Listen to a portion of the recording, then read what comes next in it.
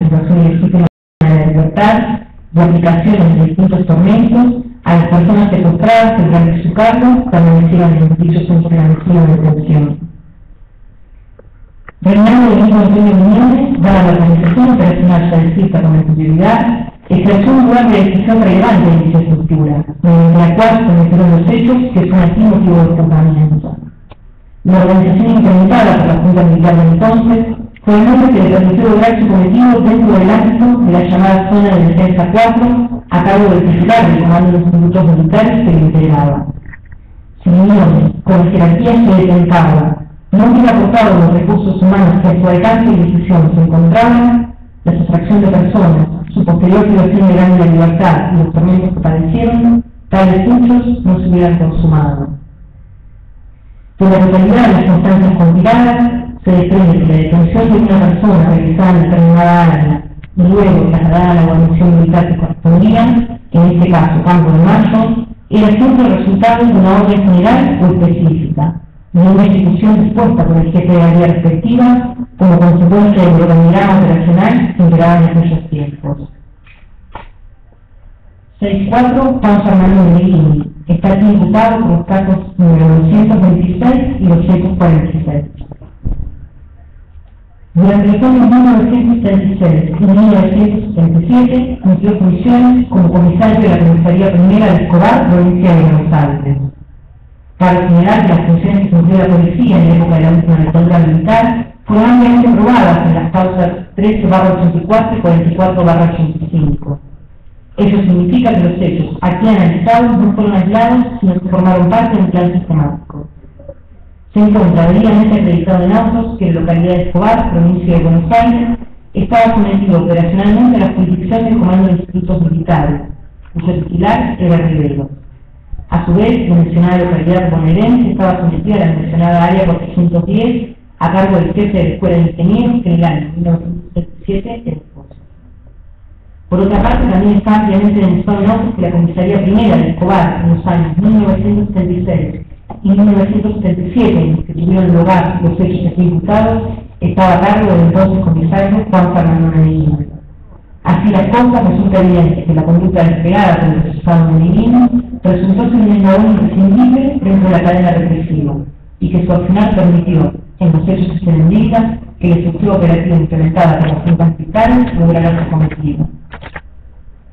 6.5. Luis Abelardo Patti está aquí imputado por los casos número 226, 246 y 290. Durante los años 1936 y 1977 cumplió funciones como oficial inspector de la Comisaría Primera de Escobar, provincia de Buenos Aires. Como ya señalé en el punto anterior, las funciones que cumplió la policía en la época de la última dictadura militar fueron ampliamente probadas en las causas 13/84 y 44/85. Eso significa que los hechos aquí analizados no fueron aislados, sino que formaron parte de un plan sistemático. Asimismo, manifesté que se encuentra debidamente acreditado en autos que la localidad de Escobar, provincia de Buenos Aires, estaba sometido operacionalmente a la jurisdicción del Comando de Institutos Militares, cuyo titular era Riveros. A su vez, la mencionada localidad bonaerense estaba sometida a la mencionada área 410, a cargo del jefe de la Escuela de Ingenieros, que en el año 1957 era expósito. Por otra parte, también está ampliamente demostrado en autos que la Comisaría Primera de Escobar en los años 1936 y 1977, en que tuvieron lugar los hechos aquí imputados, estaba a cargo del entonces comisario Juan Fernando Medellín, y que en la misma cumplía funciones como oficial inspector Luis Abelardo Patti. En esas funciones, y a raíz de las numerosas pruebas de cargo que ya fueron detalladas con anterioridad en esta misma presentación, Patti tenía amplias facultades para desplazarse con libertad en la zona de Escobar y efectuar las detenciones ilegales y demás hechos delictuosos que se describan.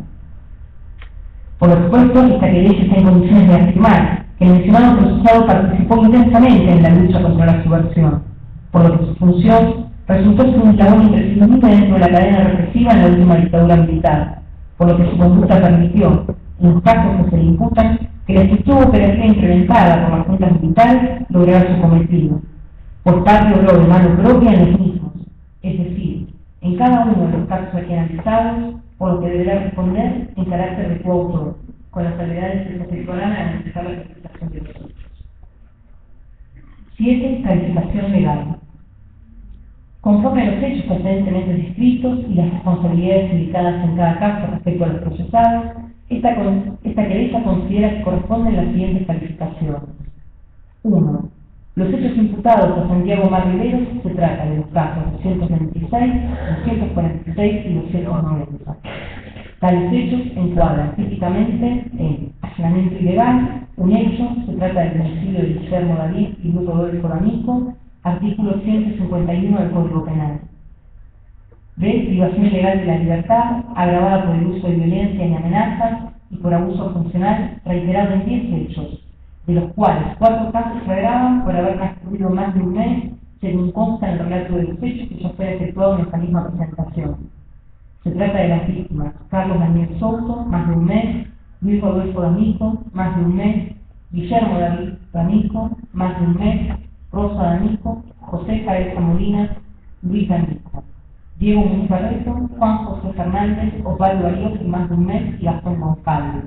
Artículo 144 bis, inciso primero y último párrafo, según ley 14.616. Artículo 142, inciso primero y quinto, según ley 2642. C. Imposición de tormentos reiterados en 7 oportunidades por las torturas que sufrieran Gastón González, Diego Muniz Barreto, Juan José Fernández y Luis D'Amico.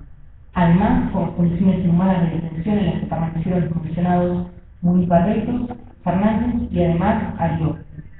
Es decir, el alojamiento de las víctimas en centros clandestinos de detención en condiciones inhumanas es equiparable al delito de imposición de tormentos, toda vez que significa un grave menoscabo físico y psíquico que atenta contra la propia naturaleza del ser humano. Artículo 144 ter, primer párrafo, según ley 14.616. D. Homicidio agravado por haber sido cometido con alevosía y con el concurso de 2 o más personas consumados en 2 hechos, respecto de Diego Muniz Barreto y de Gastón González, y tentado en otro caso, el de Juan José Fernández. Artículos 80, incisos segundo y sexto, según ley 21.338, 42, según ley 2642 del Código Penal. Todos los delitos que se denigran a Riveros concurren materialmente entre sí, artículo 55 del Código Penal. Se le imputan en carácter de autor mediato, artículo 45 del Código Penal. Los hechos que pretendemos que se atribuyan al procesado fueron cometidos en el marco de un plan sistemático de represión llevados a cabo de un modo clandestino por el aparato del poder gobernado al margen de la legalidad por las fuerzas armadas. Omitimos la opinión sobre la autoría y pasamos a hojas 318 a la situación de Miñones. Los hechos imputados a Reinaldo Benito Antonio Miñones se tratan del caso 246.